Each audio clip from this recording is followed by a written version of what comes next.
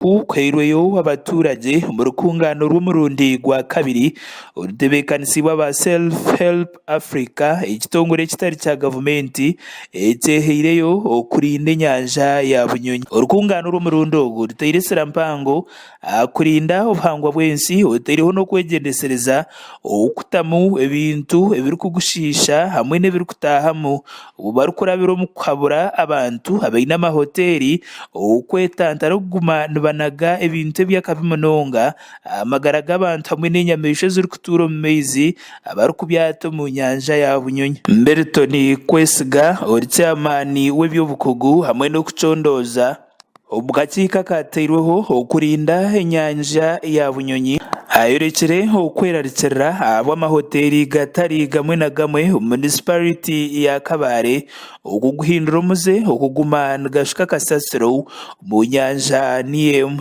kuba kusiri bashisha enyanja ya Bunyonyi kandi eyi communities za Bunyonyi n'abantu abahererine na Kabare district yona na Rubanda bari kudependinga so rero abantu aba hotels bakusiri bajachi nibagishisha abamwe akuba ni badampinga west omunyiki omumizi omungezi. Evasi Asimwe urumukuru w'obuhangwa bwensi omu district ya Kabare nagira ngu amahoteri omu district niyemwe gaguhindwire omuze kuguma niganaga kasasiro omu nyanja niyemwe ekyari kugira ngu n'ekyakabi k'amaani amagara g'abantu atyo nikwo kuraganisa kukwatanisa n'abebembezi bagenzi be okurebeka ngu barwanisa omuze ogu. Mu ruramburo rw'ito twagizireho nka timu ya Ruga district no mu sub county tukagira okutangara twashangire abantu bingi nibashisha mizago okukira munonga tukashanga some hotels around ejo Bunyonyi bariyo niba directing sewage then kwija twagambaho na bamwe abo twashangira nkaba managers okugira ngo ecyo kintu kubarabe bataci rwanisize nitwija kukingezo hotels. Self Help Africa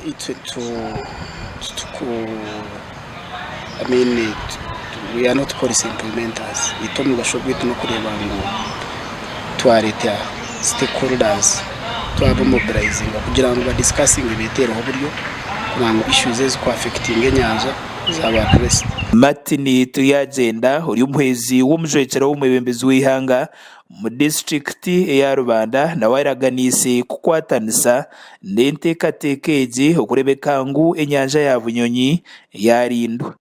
For me, my proposal would be next time Self Help Africa we can have a meetings approach Lake Bunyonyi.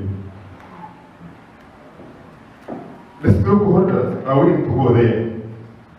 We invite the community. We invite the press. Of course, some pressmen will shy away because they will be compromised somewhere. They will be compromised. But at least the community can say, "Ejo hotel el sumuro." Okay? Eji el walkinga. Echina andashaba anandara mtengo polisi. Hotel yaza daktari kana aharojwe nyanja. Babanze building plan kugira ngo tubanze tuzeyo turebe muri kimwe cyorarenda gushaka kugira ngo tubitange bikanakorerwe aho batubyangaga ryashishije nyanja yidu turuza kutambo roza kandi twabuze twaburiye. Eureji yitirwe Building Sustainable Landscapes and Resilient Livelihoods negendo meisho mu district ya Kabare hamwe ne ya Rubanda etekatekeji netebwa musente aba Irish Aid kandi katandika mu mwaka gw'2023 leza ku mu kwezi ku 12 mu mwaka gw'2027.